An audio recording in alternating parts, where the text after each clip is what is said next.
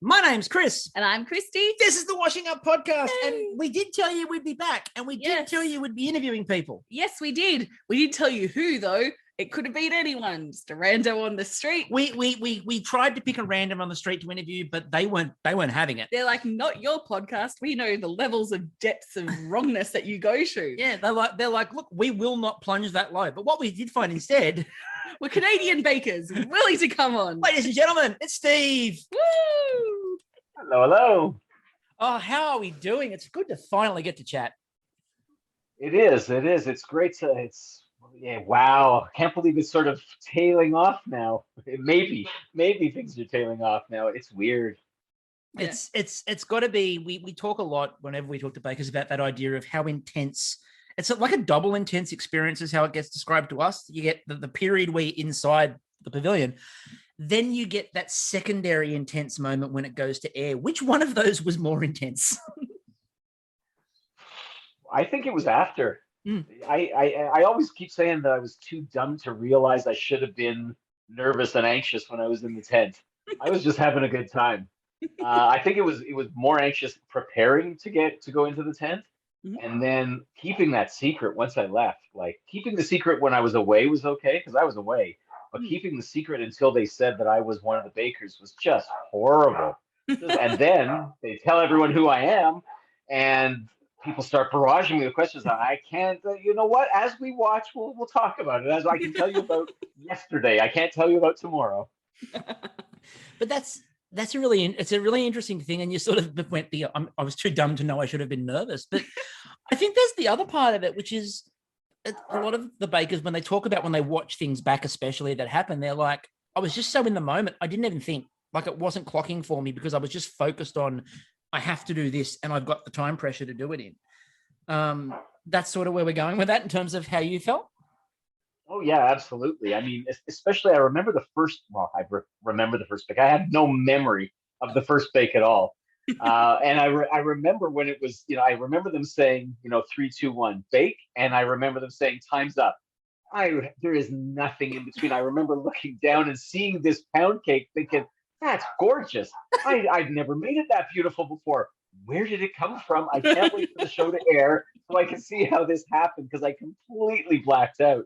And that's when I looked around the room and saw, I said, whoa, these are real bakers. I am in over my head. This is not going to be good. I don't think I belong here. So yeah, when you're so zoned in, when you're there, you see, or at least for me, I saw nothing, and I just kept, I'm doing my thing. I'm loving my baking. And I remembered what my wife kept saying, just, you love to bake, find the joy. And that's what I did. And I just figured the worst thing they're going to do is kick me out. And hopefully they don't.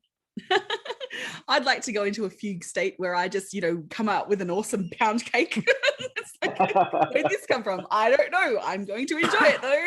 That's normally what happens, isn't it? You just zone out and next thing you know, there's a banquet. Yes. But that finding the joy in the tent is something that is wonderful to watch. So thank you for actually consciously bringing that in. I found the joy baking with my nephew yesterday, who's 4 years old. Our joy resulted in a cake that was falling apart, but it looked really good once we stuck it together with icing. Joy. Icing will hide all sorts of issues and problems, and will create more joy. There's nothing that sugar can't cure in a cake. Yeah, that was a Bakerty's moment of wisdom from there too. Was icing covers all ills? Oh my gosh, I actually took on the wisdom of Bakerty's. Yeah. Oh, she was wonderful. Having a sage with us in the tent was phenomenal. In case we would just go over and look and say, what should we do? And these words would come out and like a golden halo appeared in the tent. Honestly, it was wonderful. It's like having the Oracle of Delphi. It's like having the Oracle of Delphi on point. It's like, hang on a minute, I'll go ask the Oracle. Oh, wise Oracle, what does thou bring? Now I'm wondering if there's a gas leak in the tent similar to Delphi. You don't want the pavilion link. But you were talking about that idea of sort of looking around and go, oh, wow, everyone's... So rewatching it, on one hand, you get this, intensity of watching it and everyone asking you questions and seeing it. But on the other hand, it's almost like you're learning the whole experience all over again, really. Like, Oh wow! So that's what happened. I was wondering how that turned out. That's exactly what was going on. It was every week was the same thing. Like, okay, so I know what happened with me, some of it, and now I get to watch it and see what happened with Amy, what happened with Vince, what was Karen doing over there? How did she end up with all that blue on her at the end of the show? You know, it was. There was, I guess it was, I think it was Cake Week with Karen. It was over, and she looked like she had murdered the entire Smurf village, like head to toe blue. It was crazy, and I can't wait to see how this all happened. You know, they really have to make the show longer, especially when there's more bakers, so they can show what was going on. You're suddenly watching one week, and there's a warning about possible genocide themes. And you turn around, and it's a Smurf genocide going on, and Karen just watching me going, la la la la la la. She's just crushing Smurfs. I got to use it for the cake. Look, you know how cochineal was made. That's how you get your natural blue colors. Yes. You've got Karen murdering Smurfs. You've got Amy murdering Muppets. You know, Kermit in everything. She's like, for a small Muppet, he sure produces a lot of color. Well, that brings me on to something that I think there are different skills, and every year when we talk about the show, there are different skills that people learn as it goes on. How quickly did you, in particular, learn that when the judge comes over and asks, did you mean something? That the answer is yes, even if you don't. Because it's always yes. I always intended that, and I always meant it.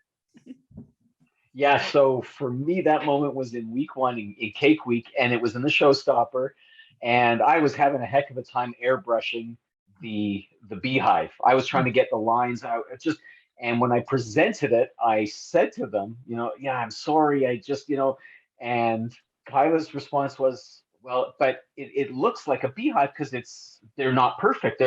And she said, let us tell you. She actually said, she says, it may be good to let us tell you. I said, note taken. And I never said a word after that. I waited for them to speak, and then I affirmed whatever they said 100% of the time. You never acknowledged it as a mistake.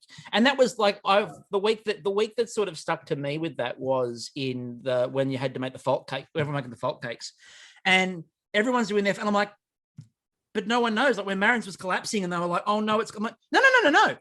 That's the brief.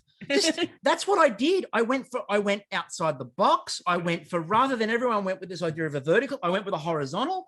Realism. I just wanted to go. Yeah, again, that was a week where, as far as I was concerned, you couldn't stuff up on the presentation. You just had to say that's what you were going for. Exactly. And she came up with it right there and said, when you said a fault line, I gave you the full 10.0 on the Richter scale. I went San Andreas fault. Yeah. I didn't go cute geode. I went Los Angeles 1990s. I thought about constructing a freeway and putting it on top just for safe, but didn't do it. So I wanted to know, in preparing for the Bake Off, that's what we're talking about. Yeah, remember that thing? Yeah, going into the pavilion. Apologies, everyone. I am a little tired. My brain's working a little bit overtime, which is saying something. So in preparation, like, I know that you do yoga and meditation and stuff. Have you managed to combine that with baking somehow and started a new form that you can now market as a guru? Absolutely. I mean, I do yoga at all times. So even when I'm in the tent, I mean, aside from clearly I was doing yoga physically while I was there. When I got my hands in that dough, I got a mantra going. I'm working it. Specifically when I did those pirouette cookies. Yeah. Let's face it, humans don't make those. Those are made by machines. Why they thought it was a good idea for humans to make them that day, it was just a pure solid evil. But when we had to roll them, these 350-degree wafers coming out of the oven, I got into my yogic breathing. I literally would take a deep breath, grab it, and do an exhale as I rolled it. So it was just like, and at the end of the exhale, it was rolled and it was done. And I just kept repeating that over and over so I wouldn't feel the unbelievable pain. I could still see the smoke coming off my fingertips, Oh. but I wouldn't feel the pain anymore. Did you lose the ability to like use fingerprint ID on your phone following that? Absolutely. I had to remember my code after that. Oh no, here we go. Oh, just while you're doing that, I just went off and grabbed some wafers because we've got a tin. Because we're smart here. We don't make them. No. Why would we do that? We've got a tin. Anyway, while I'm opening the tin, in terms of challenges, was there one of the, and we'll come to your technical prowess early on in a minute, because we're going to talk about the journey of your technicals, which was a journey. But in terms of the bakes, was there any one in particular that you really loved that you didn't expect to? Of the technical. It can be anything. Well, we'll come to in a minute. But yeah. Okay, yeah.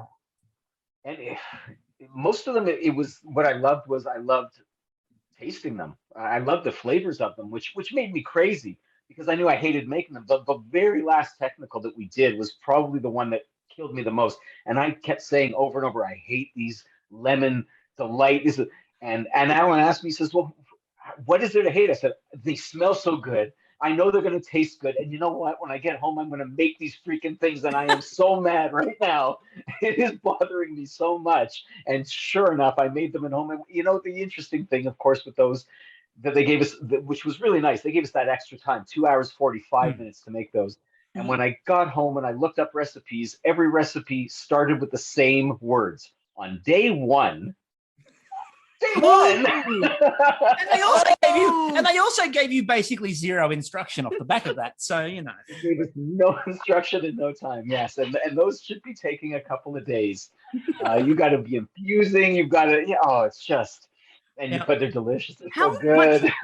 Like they sound very lemony after the 2 hours, 40 minutes. How much lemon would be after several days of this infusing going on? Ferment your cakes. Yes. Imagine Bruno's tart face after like fermenting it for 2 days, because he had an amazing tart face after he tasted the one on the demo. I can just imagine 2 days worth, like his face just collapses upon itself. Like a black hole of lemon. Now, the correct answer, by the way, in future for all bakers when we speak to you is Lamingtons. And Lamingtons were the greatest challenge known to man, and they're wonderful and they're unique. But we'll talk about Lamingtons and then we'll come back. So, the Lamington. Yes, the Lamington. How did we find the Lamington? There were lots of conversations around the Lamington. Obviously, we had opinions. For me, I mean, they even made a GIF or a GIF, depending on who you talk to, of my face when they said Lamingtons, because I'd never heard of a Lamington before. I'm a Canadian. What do I know from a Lamington? And so I literally just, and this is my first day in the tent. I just made a pound cake that, the miraculous conception of pound cake. And now I've got this, I'm going to make a Lamington. What the heck is a Lamington? And I thought, okay, let me find things in this recipe that I recognize, and I'm going to make it. And I was cruising on this thing. But I got so far ahead of myself, I cut something wrong. I flipped it the wrong way, and I thought, okay. I made the mistake of saying, "Uh-oh." You know when you say "uh-oh" in the tent? Cameras. Like a swarm of bees show up, and that was, and I remember thinking, okay, so this isn't great. They said, well, is it that mistake? Is it irrecoverable? I said, I don't have a choice. I have to recover from this, and I was able to, and I did. Fortunately, win that technical, which shocked the heck out of me, because I don't eat coconut, so I have to put coconut. I don't know, should I toast it? Shouldn't I toast it? Because I don't know if I'm leaving that out of the recipe. And in the end, it looked great. It looked like it was going to be delicious, but it had coconut, so I wouldn't eat it. But, I liked it. I liked the challenge. I thought it was any challenge I won, I think, is a great challenge. I think those are excellent challenges that always happen every day. Well, we're very proud of you. We'll induct you as an Australian citizen if you'll have us. I mean, your prime minister is much better than our prime minister at the moment. So, it's an optional citizenship if you like it. I have no authority to offer this. Kristie's apparently now got the ability to give people citizenship whenever they want. So, you know. I'd make a great senator because, or like minister for immigration, because that's essentially what happens. I like you. Come in. I don't like you. No, go to Manus Island. Stop getting political, Kristie. Yeah, back. No, but in terms of we said with the idea of the Lamington, that was one of my favorite parts of that challenge was, as I said, in terms of an actual bake, they're not ultra complicated once you look the recipe up, but it's the fact that nobody knew what the bloody hell it was. That was what made it so joyous for me in terms of a bake, because as I mentioned on that podcast when we did it, my phone lit up because obviously we watch it a little bit later because it's the middle of the day here for us. So, work is happening. So I'm at work and a bunch of past bakers, my messages just start going bing, bing, bing, bing, bing. And they're like, you are going to love the technical this week. And I'm like, oh, is that a sarcastic I'm going to love it? Or is that I'm genuinely going to love it? And we genuinely loved it. And yeah, it was just one of those realizations. Oh, okay, this will be good. See, representation on TV matters. You see your country's bakes come forth. Yes, this is the representation that we've been crying out for on Canadian television, Australian Lamingtons. So let's talk about the technical, shall we? Because your initial technical prowess was outstanding. You went on. Look, you ended on third, and I think that's something to take home. Yeah, you set a goal in the last one, and you achieved that goal of coming third in that technical. Thank you. Your initial run, and we do stats. Yes. We know stats. You were one technical off having a record. You only needed one more. But that initial run of technicals, it was really funny for me. First of all, just the look of shock every week when you wanted to go, what? But why do you think you had such a good run at the start with the technicals? Gee, if it would have continued on, I could have given the answer that I kept giving, because every time we walked in, and the other bakers seemed to be intimidated by the technicals, and my feeling and my answer was always the same. They're giving us a recipe. We don't have to think about this. The other two, we have to figure out. We got to make recipes.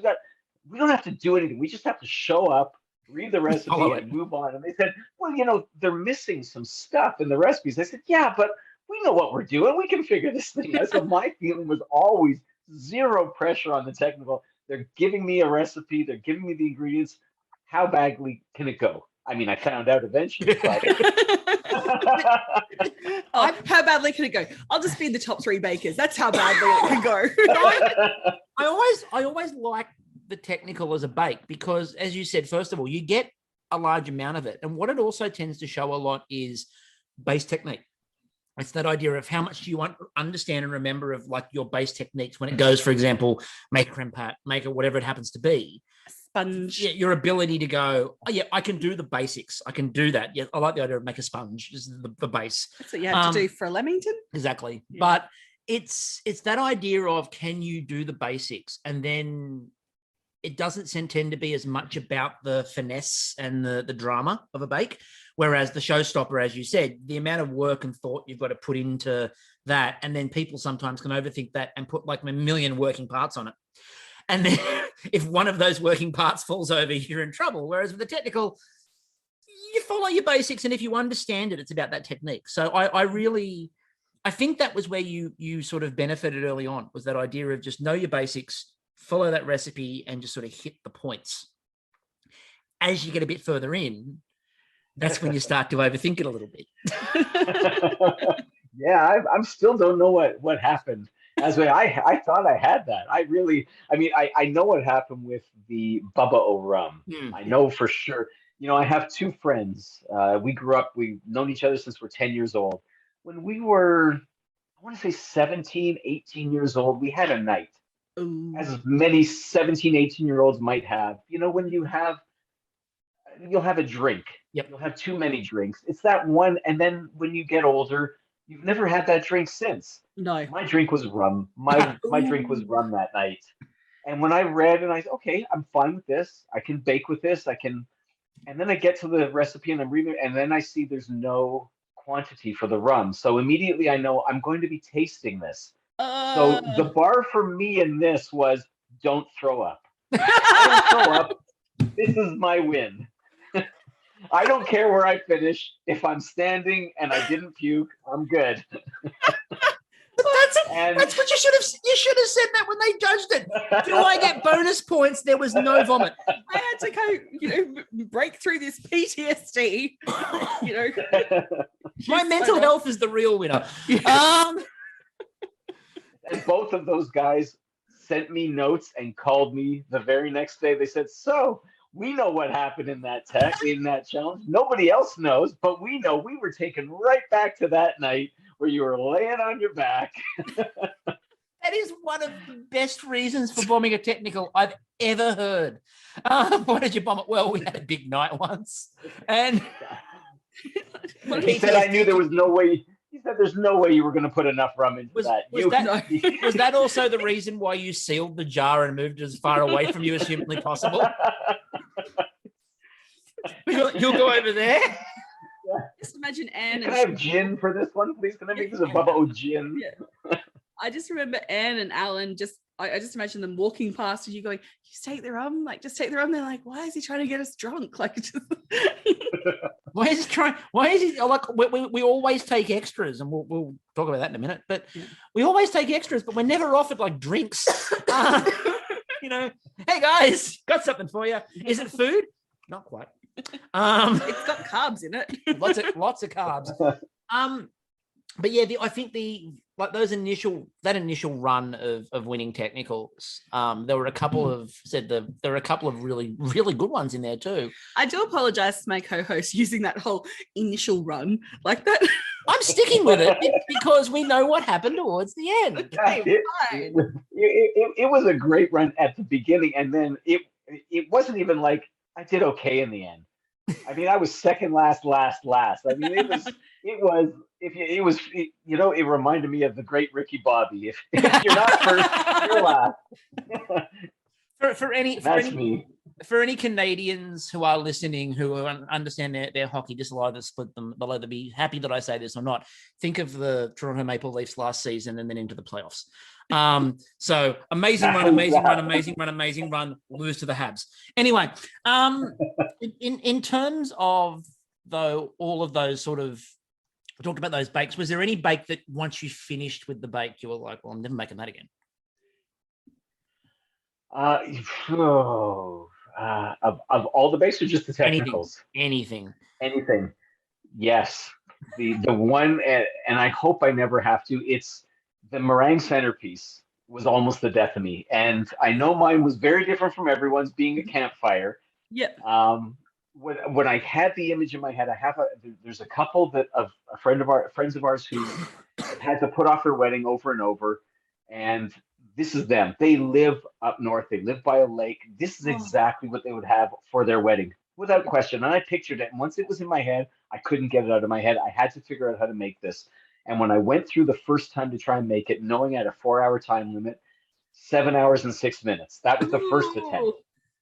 And it almost broke me. Because I just kept on going. And I thought I got to finish it. And then I said, okay, I'm going to have to make some changes, and I'm going to have to get this pared down. And the second time I did it, 4 hours, 40 minutes. And I said, okay, I'm never making this again. I'm making it one more time in the tent.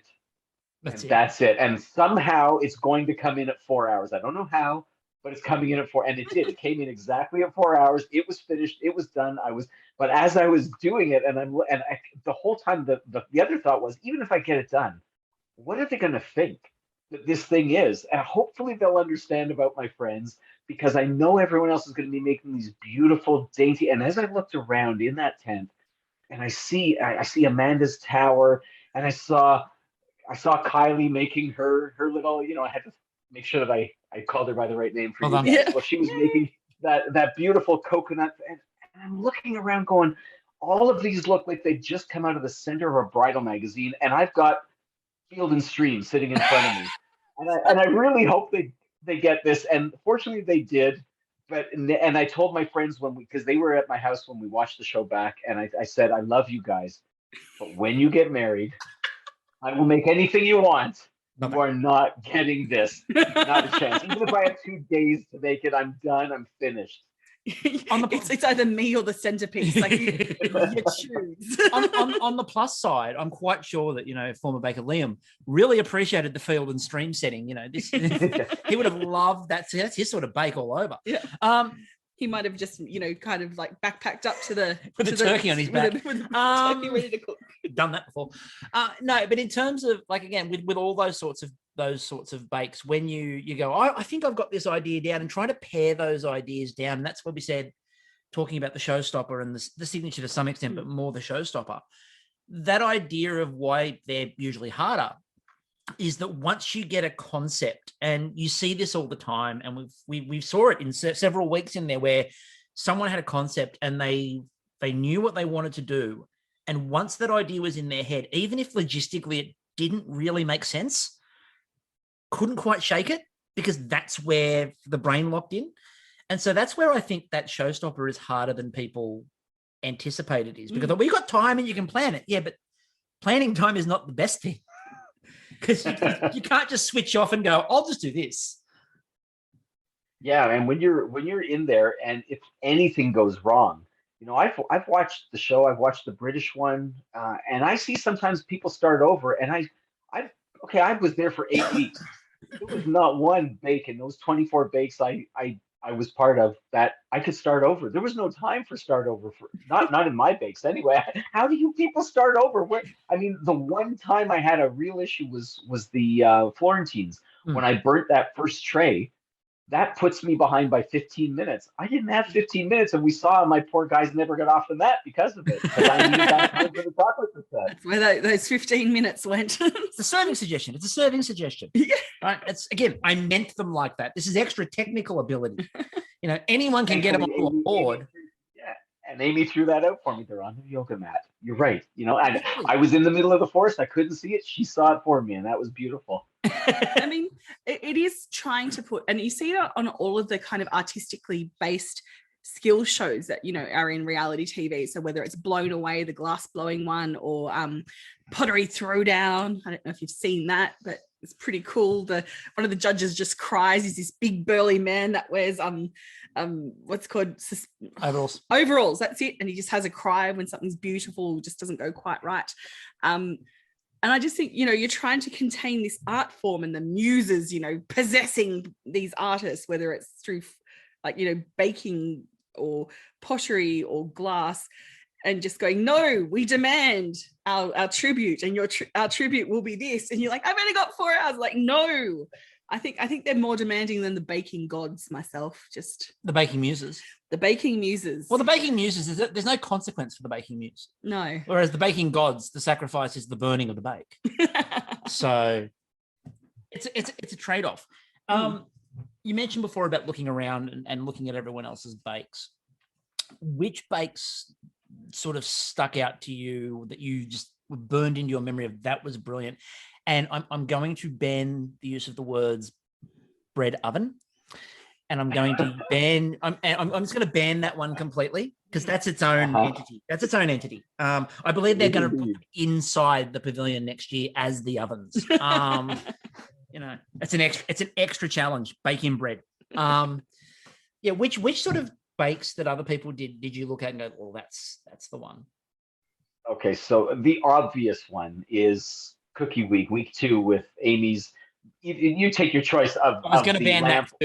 Yeah, you were going to ban the lamp, and I would ban the little croissant cookies too, because I mean, that was ridiculous. It was just, you know, you're happy with what you have, and we all walk over, and it was just ridiculous. Beyond it, and if we leave Amy out entirely, because she is, I'm convinced, an alien of some sort.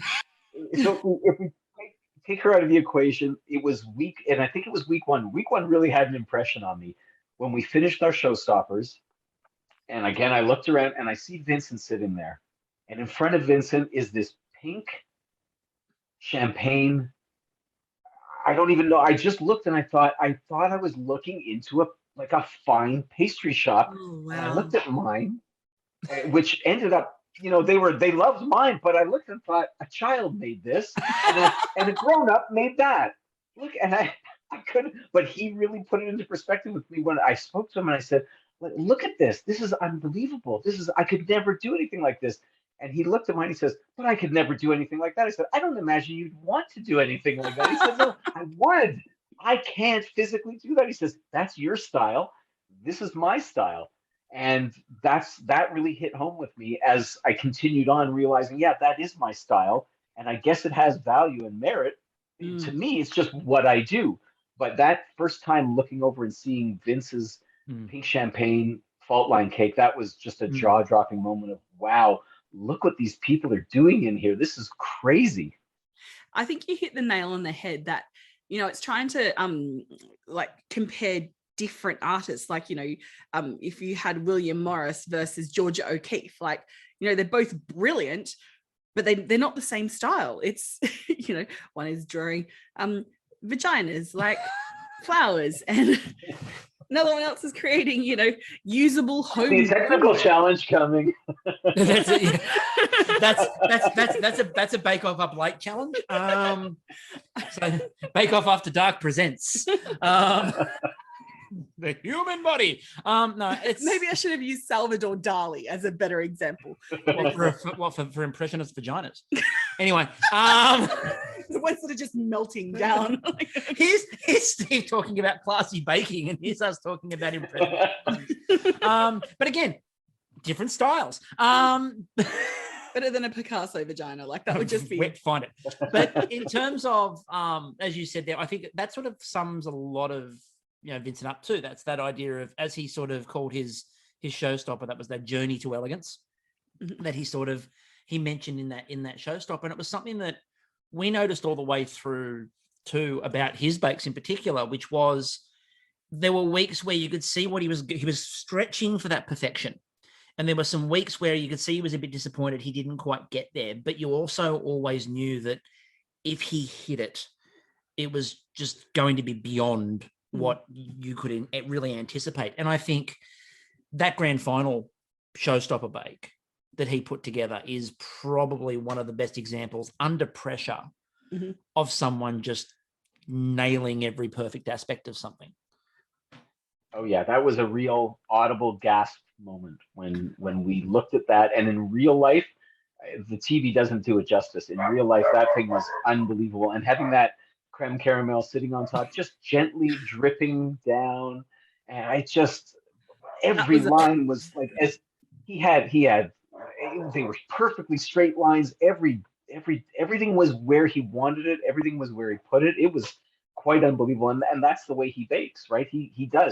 Everything was, his recipes were, timed to the second. There was one bake, and that's when I realized how different our approaches were.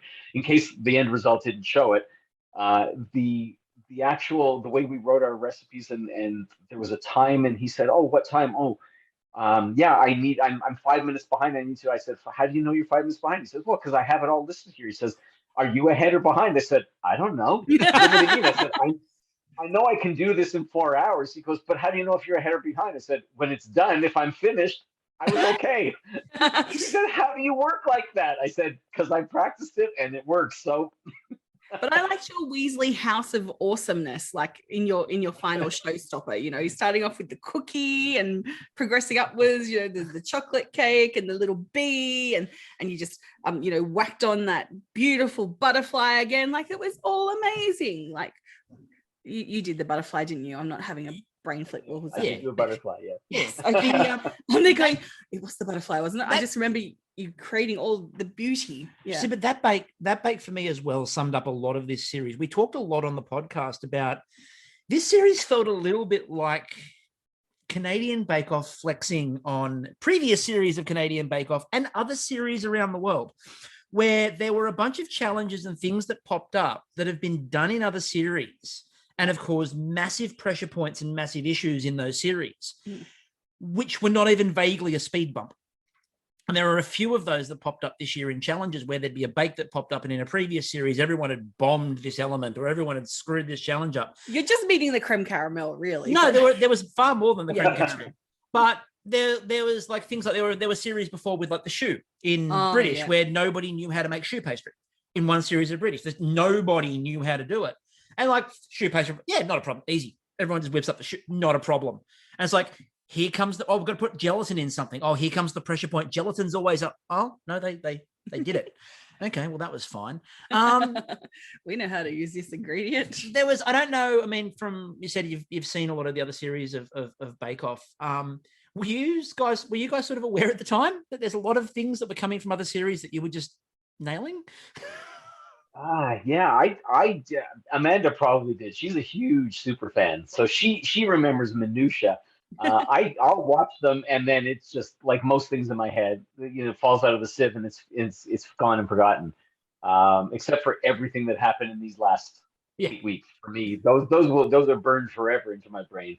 So I didn't even know. I didn't even realize. It's funny, when the creme caramel came around, I had to go look back to see. As soon as it was brought up, I said, "Oh, I remember there were puddles of creme caramel." I didn't remember the holy hell that was that creme caramel technical challenge, and which I really, where Bruno, I think, was ready to say, "Okay, great, thanks, new judge coming." My favorite thing I ever got to ask Bruno. I do have to ask, after Vincent produced that creme caramel, did us, like, the unit psychologist or something come out to kind of counsel Bruno, maybe help him along his healing journey? Look, Bruno, they did the first time I saw him cry, there's a little tear just coming down. Bruno, it happened. But again, that was again, it was a crazy moment. Who sits down in a showstopper in a grand final and goes, you know what, this cake needs to top it? Creme caramel, just one, just topped perfectly in the middle. Something I thought it was a big shot making milfoil on top of mine and throwing on a creme caramel.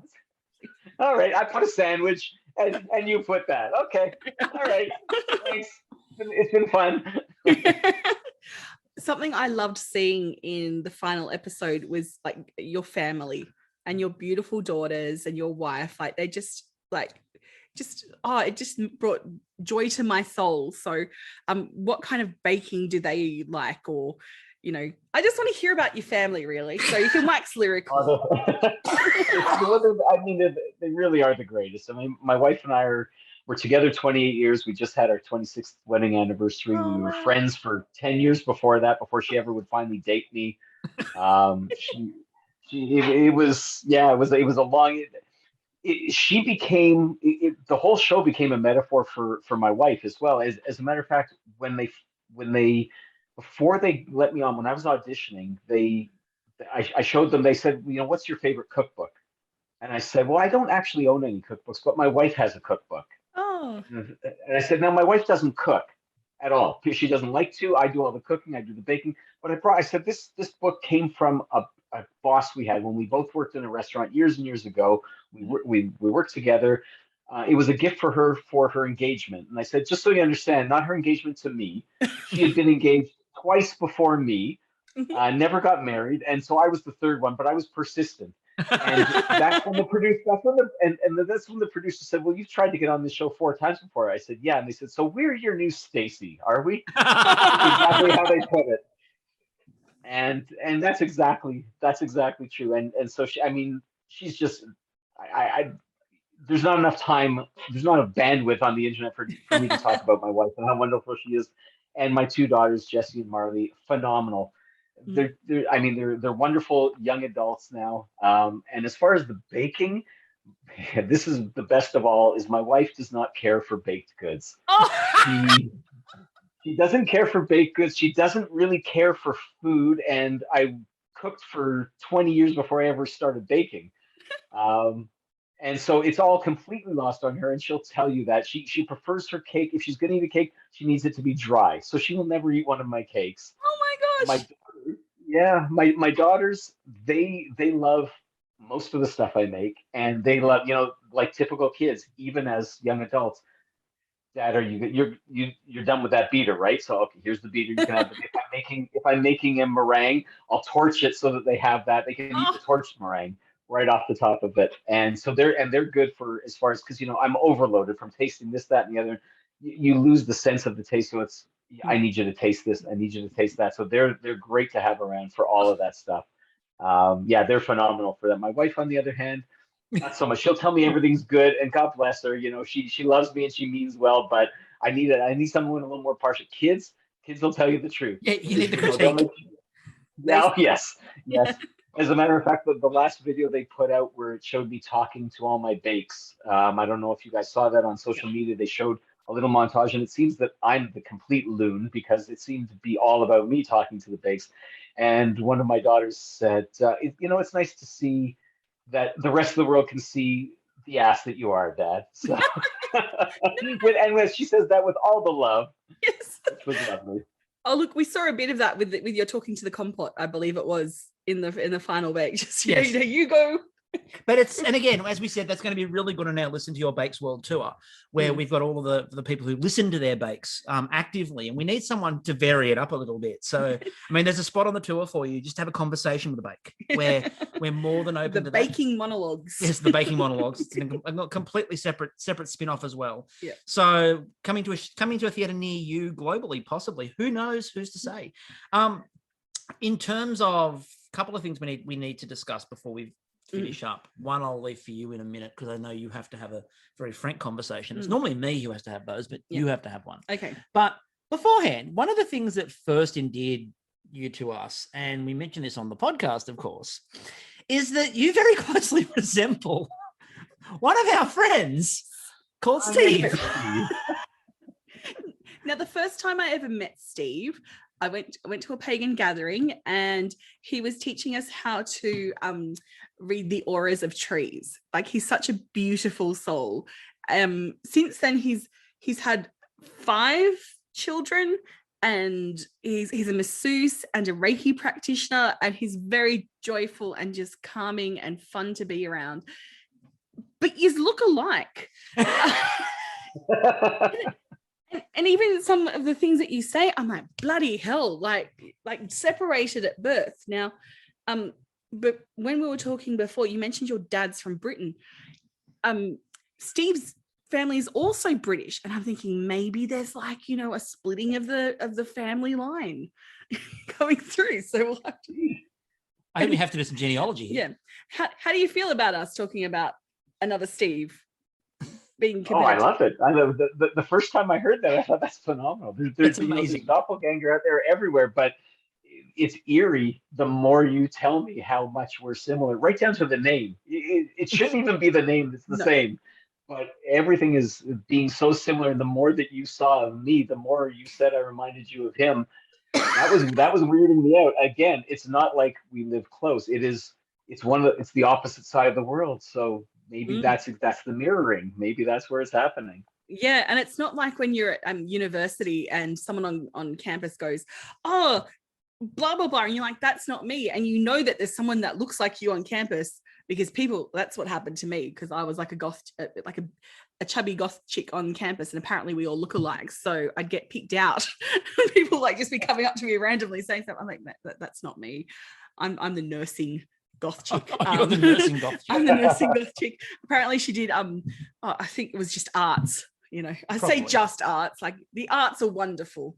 Say just arts to the person next to you who did an arts degree. It was arts. Anyway, okay.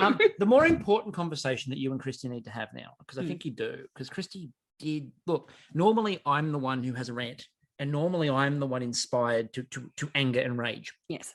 But as we know, there was one particular issue on the podcast that brought forth an epic Kristie rant, and it was your fault.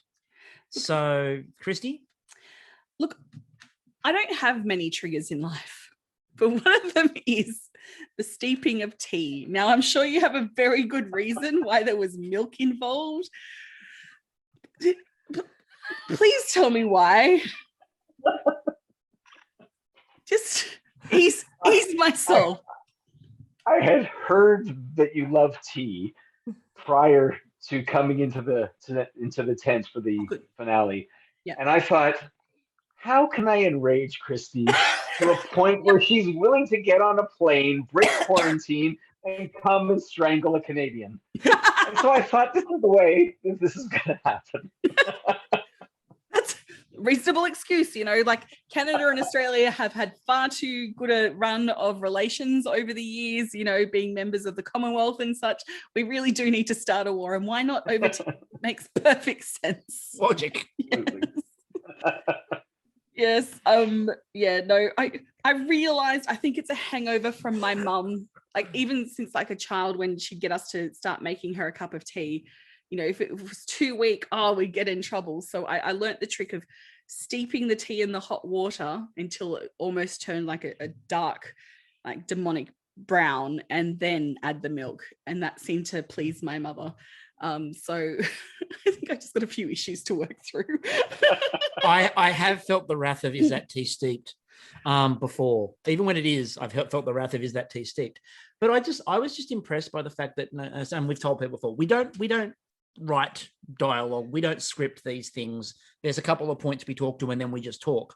And I've never quite been as taken aback by a moment on the podcast as the tea rant, and it came from nowhere.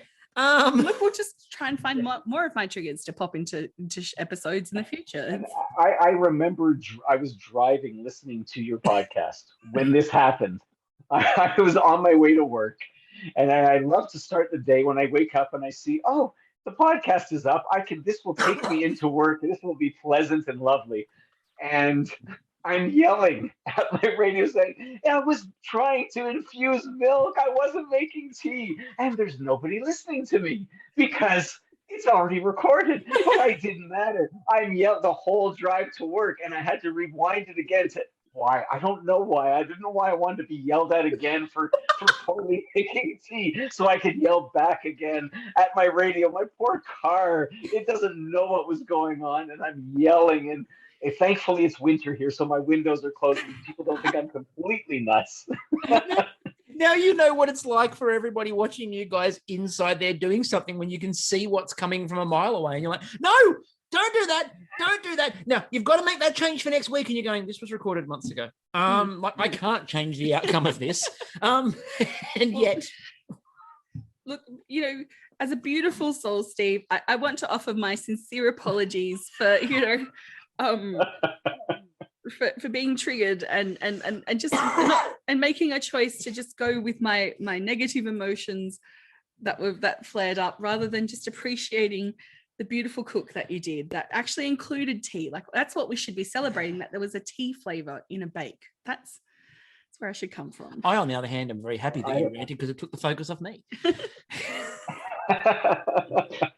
and I also appreciate that you let it out, and that you've now come and brought forth an apology to me, which I appreciate. And I owe you an apology as well, because I feel that, maybe perhaps I did an injustice to the tea, and there was a better way to treat that tea that perhaps would have only upset you instead of enraged you. And I'm going to work on that. I think the real winner out of this podcast today has been tea industries all over the world. Yes. And manufacturers and producers. I think the tea industry is celebrating a victory right now. And as a coffee drinker, I'm disappointed. But anyway, moving on. Before we finish up, we do have to talk about, now there were a lot of amazing people in there, and one of the things that always comes out of Bake Off is that idea of that camaraderie among the bakers. And I think from an outside perspective, especially, in a post-pandemic happening world, not saying post-pandemic in terms of it being over, because no, but in terms of after it's happened and started, I think the bond for you guys in particular seemed to come across as being really strong. And that's that sort of very lived, shared experience. How did you find that? And was it what you expected? Yeah, I never gave any thought to that bonding that would happen with us. It was just laser focused on, wow, you gave me a whole lot of briefs, so I got to figure these things out. That's where I was walking into the tent. And I cannot believe how quickly, we became friends really, really quick. And I think it was maybe our first or our second day there before we went into the tent, and we were talking to the hair and makeup guy who had been there for a couple of years, and said, do people bond? Like, we had done something ridiculously goofy that brothers and sisters would do. And we said, have the other seasons, he said, oh no, they always bond very, very quickly. He said, but you guys came in here as if you'd known each other your whole lives. He said, this was unique what happened here. And he says, and it's going to get, he says, and we're early. So it's just going to get tighter and it's going to get really weird. And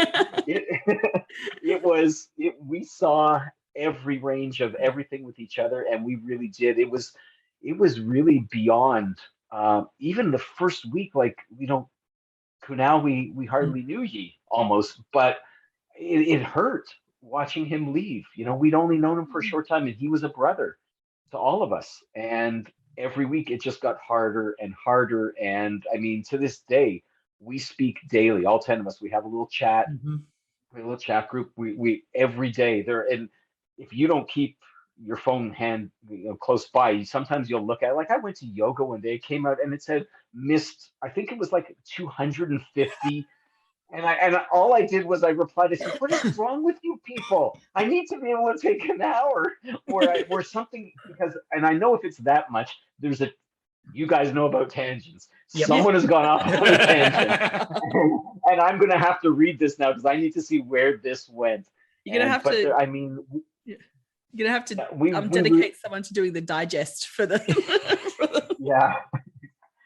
But we really are. We're beyond tight. We're really family. I mean, I went on a motorcycle trip not long after we wrapped, and that's when I realized, oh, I'm going through a couple of towns, and I'm going to get to see Marion, and I'm going to have dinner with Kunal. We didn't get to see Amy because she's a punk kid and she was writing a paper, so she couldn't come out. But damn, children and their education. Right.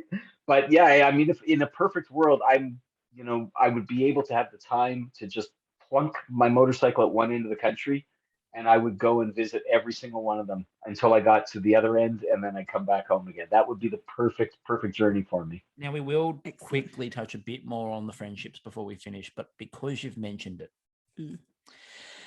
the motorcycle and the bear. Yeah.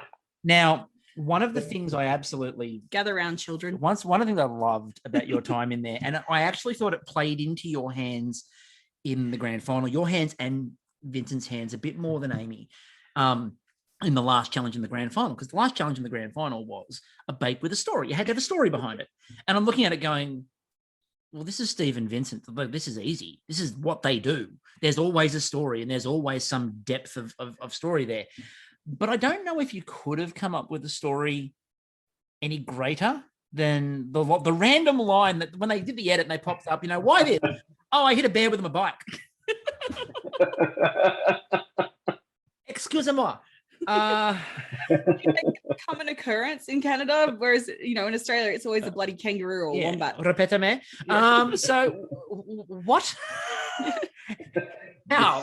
Okay. So, yeah.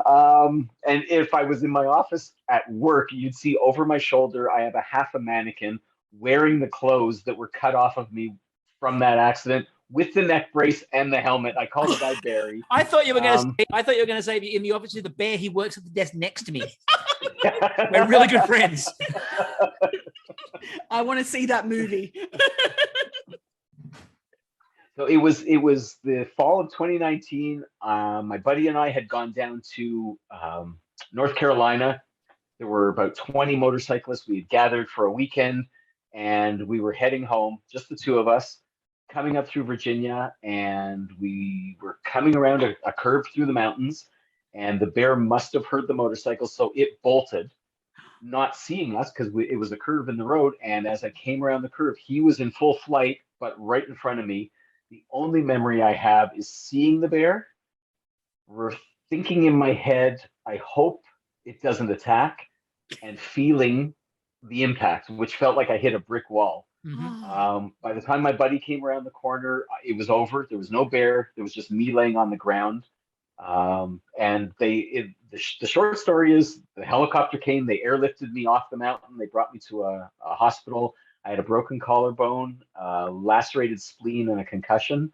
Wow. But I was out 36 hours later, and I bought another motorcycle a month later wearing a sling. And I've been dying to get back there to finish this motorcycle ride. Find the bear. but there's no, the border only just opened between Canada and the United States, the land border, last month. So in the spring, we're finally going to be, I have hats made that say the bear ride. And, we're going to go down and we're going to ride. And as luck would have it, maybe, I think about 50 kilometers from where it happened, there is a Harley Davidson, and it's called Black Bear Harley Davidson. And so there will be souvenirs purchased by me for sure from that. But yeah, it was the strangest, weird. And when I was in the trauma unit, and I figured, we're in the mountains. I've ridden that road 4 times prior, always seen bear, seen deer. And I was talking to the medical staff, and I said, so this has to happen from time to time. And they just looked at me and said, no, this doesn't happen. Maybe once a year with a car. We've never had anyone who hit one with a motorcycle before, and certainly not walking away. Like literally, I was doing yoga in the hospital the next day, holding on to my IV. They said, we've never seen anything like you walked away. I said, yeah. I like not a scratch on the outside of my body, nothing. It was crazy. That's because as you said before, with like kangaroos, similar sorts of thing. But again, when you hit them with cars, and the roo will usually just flip over the bonnet, stare at you like, "Excuse me, that wasn't called for," and then just goes. And the car is like smashed in at the front. The other thing you don't want to hit, we've mentioned it on the podcast, don't hit a wombat ever. Those things are like they're made out of the densest material in the universe. Like, I mean, if they needed to make living black boxes for aircraft, you'd make them out of wombats because they're like small bricks, and cars, they're fast. Those little motherfuckers are fast. Cars that hit wombats, the front of the car like collapses. But it's tiny. It's like no, it's a small brick. I literally bumped one once, like just like a little. I think I wasn't even doing 5 kilometers an hour. Yeah, I literally bumped it, and it left this big crack in my bumper. Like it's just but like we're used to that. So like I've hit a kangaroo. I had a little car sort of when I was very early on in my license. So you will get like a little car driving around, and I come around this corner and there's a roo in the middle of the road just staring at me as I'm coming at it. Just looking at me like, oh hello. Hit it. It flipped. It stood on the bonnet. Looked at me in the window like, what was that? Hopped off. Looked at me again. Looked at the front of the car and then just went and shrugged and hopped off. Yeah, but what you didn't see were its mates holding a camera going, oh, this is going to be fully secret. Get it on a tube. So, but no, the bear, I can imagine that's just hitting a wall. That is literally just where they posted it to? RooTube. I knew you were going there, and yet I knew she was going there, and yet I didn't stop her. So before we finish up, we mentioned before about obviously the friendships and those sorts of things. There are obviously really strong bonds that are built among all of you, but there are a couple in particular I want to mention. First of all, I did notice that Vincent's been over and was over watching the semi-final with you, and that looked like it was an absolute delight. And secondly, Bakeries herself. It seems like Amanda's going to have a TV show with every single one of you. Just a double act show. Was anyone getting peace and quiet between you and then her and Stephen? Like it was was it the Steve name? Was that it? Her and Stephen early on in what on the surface looks like the most unlikely pairing in the world. They were just separately incredible humans to be around, just full of joy and humor. They were just but you put them together, it was like nuclear fission or fusion. I'm not sure. I'm not a nuclear scientist. Either way, it was unbelievable. When they were together, you hurt from smiling and laughing.